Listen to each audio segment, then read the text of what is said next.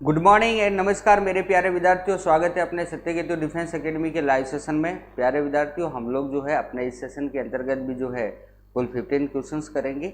Okay, कल भी हमने जो है वो 15 क्वेश्चन किए थे और आज भी हम लोग 15 क्वेश्चन ही कर रहे हैं।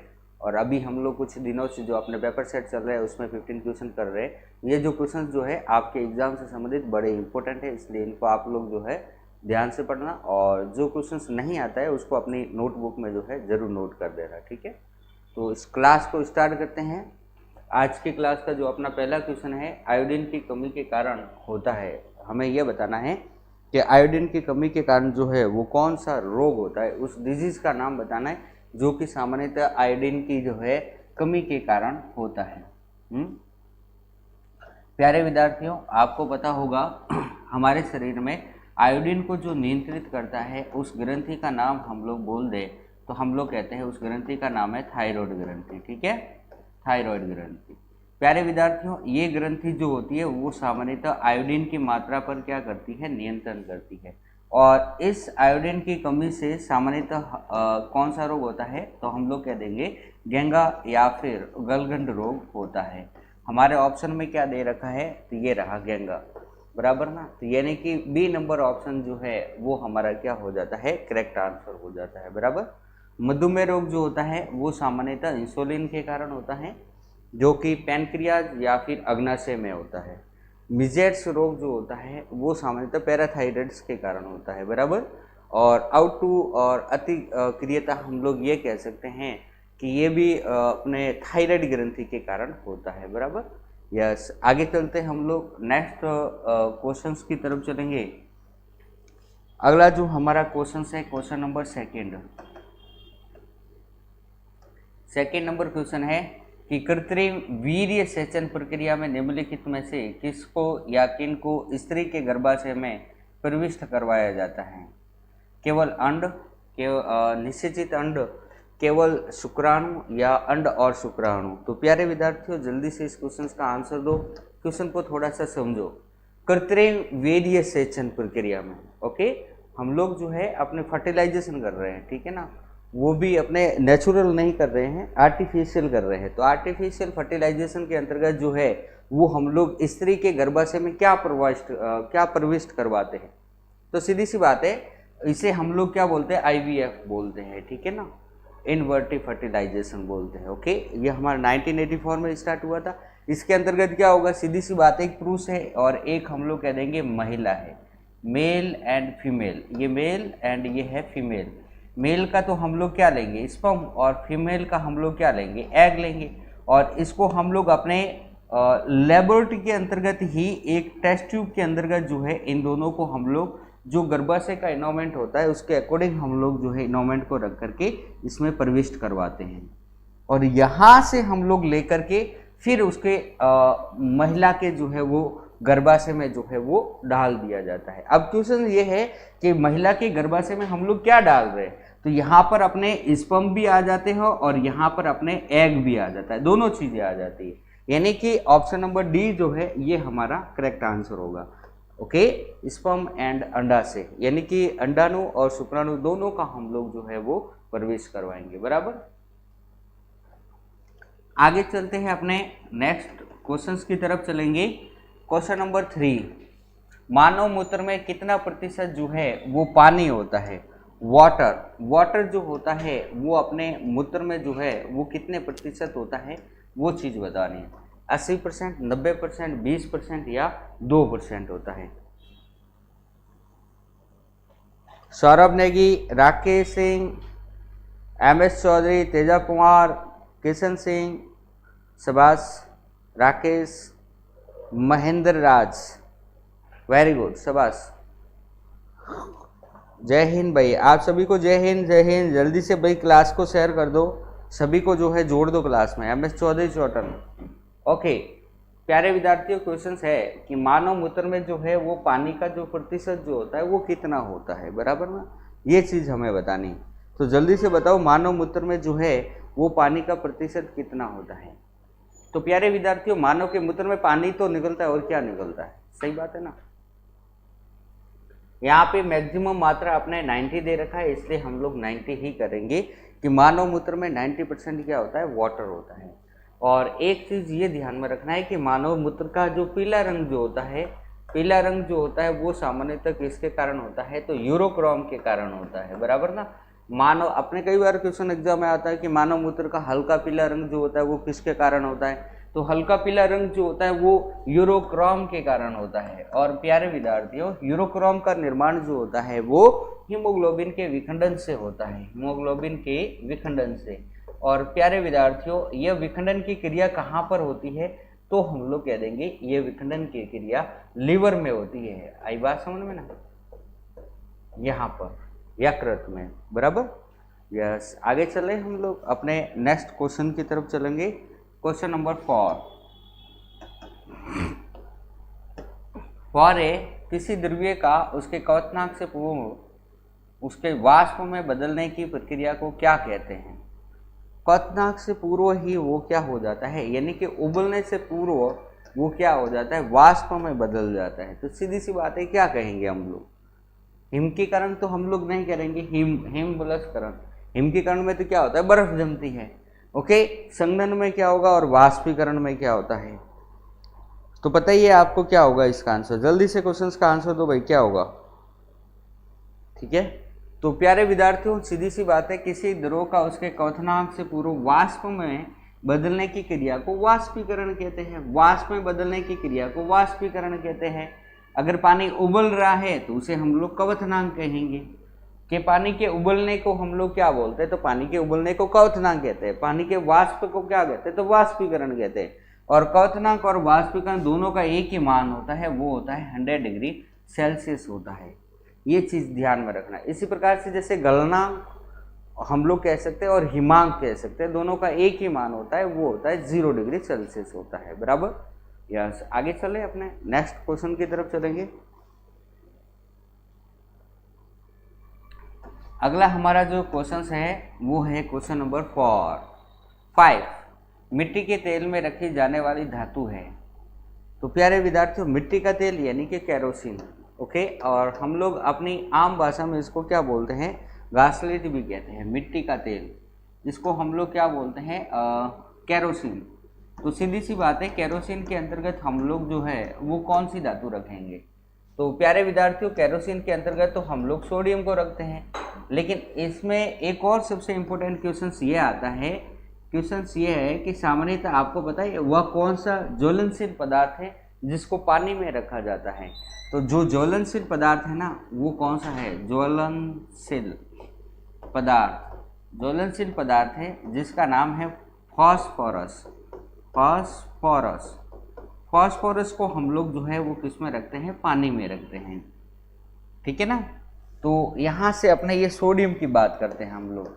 मिट्टी के तेल में तो हम लोग जो है वो किसको रखेंगे, सोडियम को।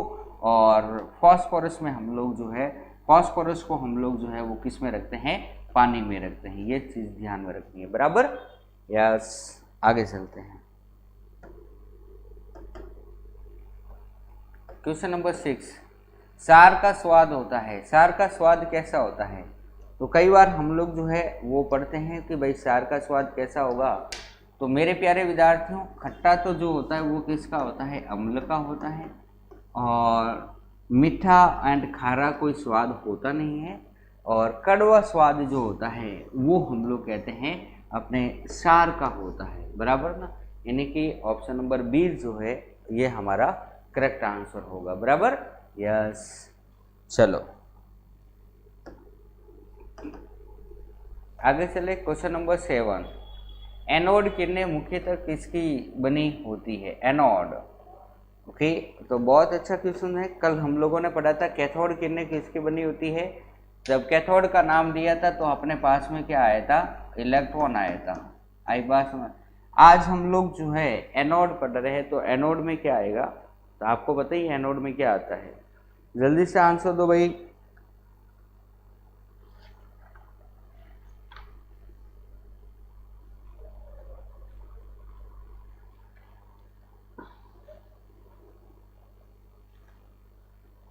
शाबाश,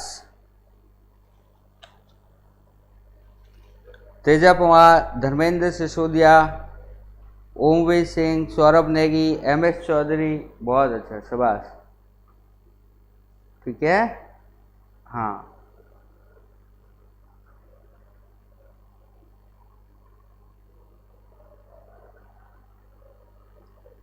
शाबाश, जल्दी से आंसर दो।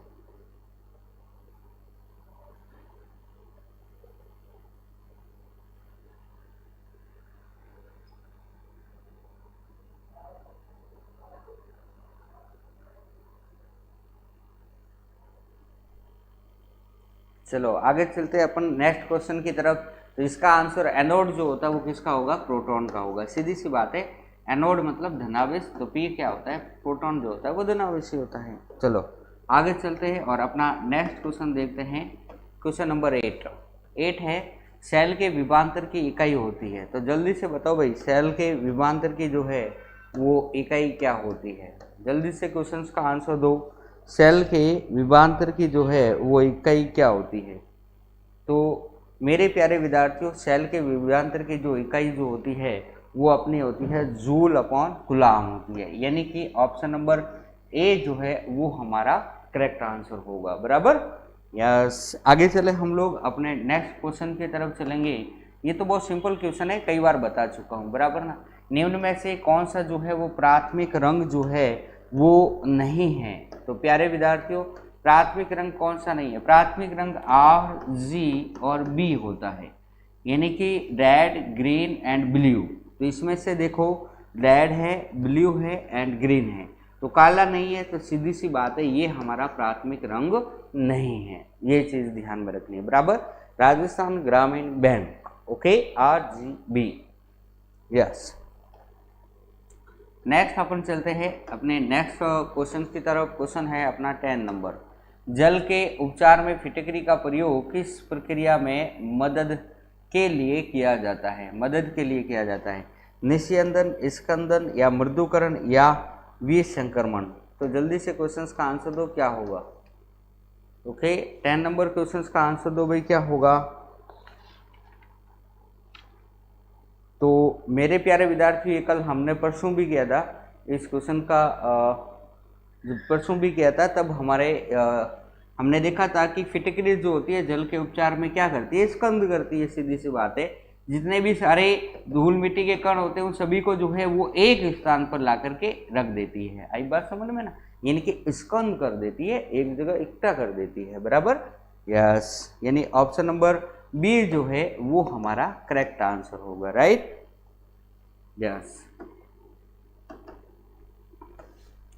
क्वेश्चन नंबर 11, जल का शुद्धतम रूप है। जल का शुद्धतम रूप कौन सा है? नल का जल, वर्षा का जल या भीम जल या आसुत जल? तो बहुत अच्छा क्वेश्चन है और हमने कई बार इस क्वेश्चन को पढ़ा भी है। ओके, भीम जल कोई जल नहीं होता, आंसू जल भी होता है, बिल्कुल सही है, और नल का जल भी होता है, वर्षा का जल भी होता है। सामान्यतः जो वर्षा का जल जो होता है वो शुद्ध जल जो है वो माना जाता है। आई बात समझ में? ये चीज ध्यान में रखना, वर्षा के जल को हम लोग जो है वो शुद्ध जल कहेंगे। बराबर, यस, शाबाश।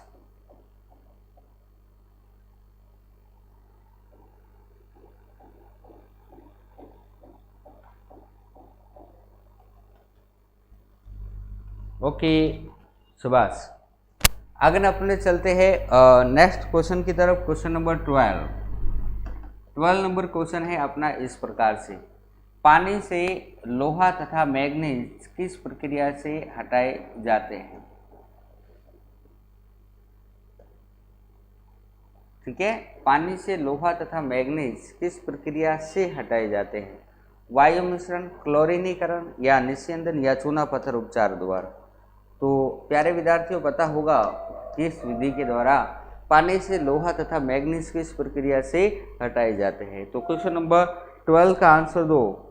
मेरे प्यारे विद्यार्थियों, पानी के शुद्धिकरण की 3 विधियां होती है, जिनमें से एक विधि कौन सी है? क्लोरीनीकरण होती है। और इसके अलावा और कौन सी 2 विधियां होती है? एक हमने देखा था KMnO4 यानी पोटेशियम परमैंगनेट, यानी कि इसको हम लोग जो है किस नाम से जानते हैं? लाल दवा के नाम से भी जानते हैं। बराबर, और एक हमारे पास में था K2SO4 Al2 SO four whole thrice dot 24H2O, इसको हम लोग बोलते हैं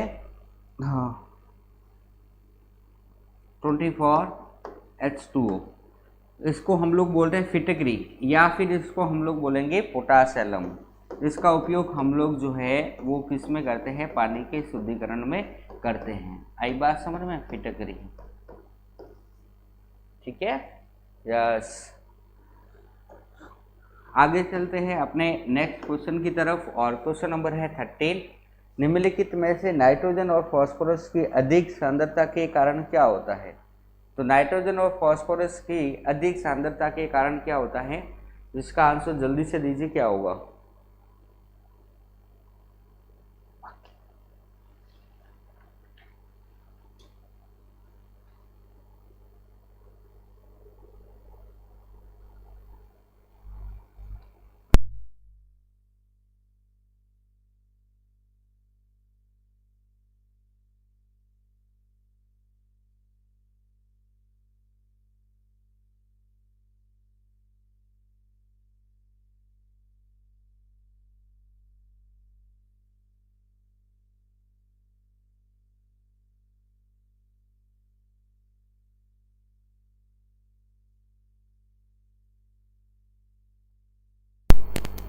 यस, वेरी गुड, शाबाश,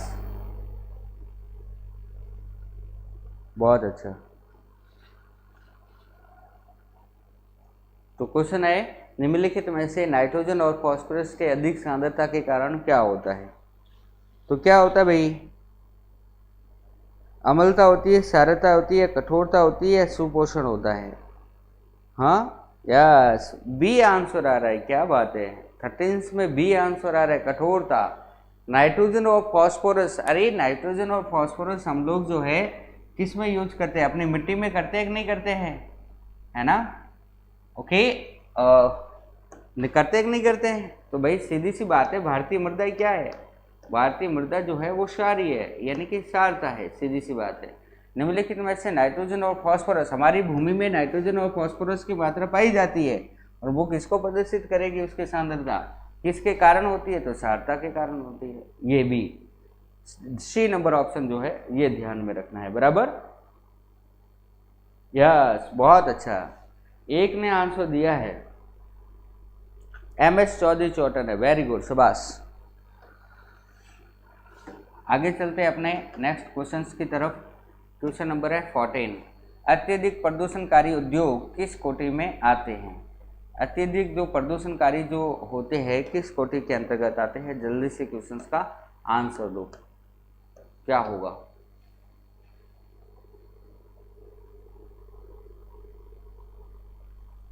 क्वेश्चन नंबर 14 आज की क्लास का last and final question, second last question है प्यारे विद्यार्थियों, जल्दी से।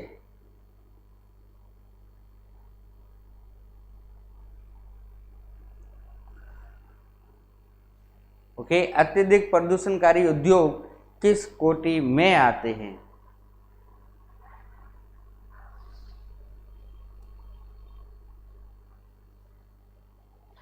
बहुत सिंपल क्वेश्चन है भाई, ये तो अगर आप ऑप्शन से करोगे तो भी पता चल जाएगा, नारंगी, लाल, पीला, काला, कौन सा होगा? यस, 14 के अंतर्गत जो है वो डी, अरे बी आंसर आ रहा है ना, yes, very good. Mahendra Raj, Saurabh Negi, Ajit Singh, Omvir Singh, Arjun Kumar, exam होगा सर, हाँ एग्जाम तो हो गई भाई। MS चौधरी चौटन, रेड, यस, बहुत अच्छा। अत्यधिक प्रदूषणकारी उद्योग जो होते हैं वो अपने लाल के अंतर्गत आते हैं, बराबर ना, यानी ऑप्शन नंबर बी जो है ये हमारा करेक्ट आंसर होगा। ओके ओके, आज की क्लास का लास्ट एंड फाइनल क्वेश्चन है प्यारे विद्यार्थियों, वो देखो, इनमें से विषम कौन सा है ये बताना है, संगमरमर, चौक, चूना या बुझा हुआ चूना। जल्दी से क्वेश्चन का आंसर भेजो भाई, बहुत सिंपल क्वेश्चन है, संगमरमर, चौक, चूना या बुझा हुआ चूना, इनमें से कौन सा जो है वो विषम है? ठीक है, तो कौन सा विषम है भाई? तो आपको पता ही है संगमरमर, चौक और ये चूना, ये तीनों तो अलग अलग है। बुझा हुआ चूना जो है वो किसका बना हुआ है, ये चूने का बना हुआ है। बिना बुझा हुआ चूने का सूत्र क्या होता है, CaO, ये होता है बिना बुझा चूना। और इसकी अभिक्रिया जब मैं वाटर से करवाऊं तब मुझे जो है CaOH2, ये कैल्शियम हाइड्रोक्साइड प्राप्त होता है, जिसे मैं क्या बोलता हूँ, बुझा हुआ चूना कहता हूँ। ये तो इससे प्राप्त हुआ है, इसलिए ये तीनों अलग है। बुझा हुआ चूना जो है ये इन तीनों इससे बना हुआ है, बराबर ना। तो हम लोग डी आंसर कर देंगे, ओके, यानी कि बुझा हुआ चूना। बहुत अच्छा, शाबाश।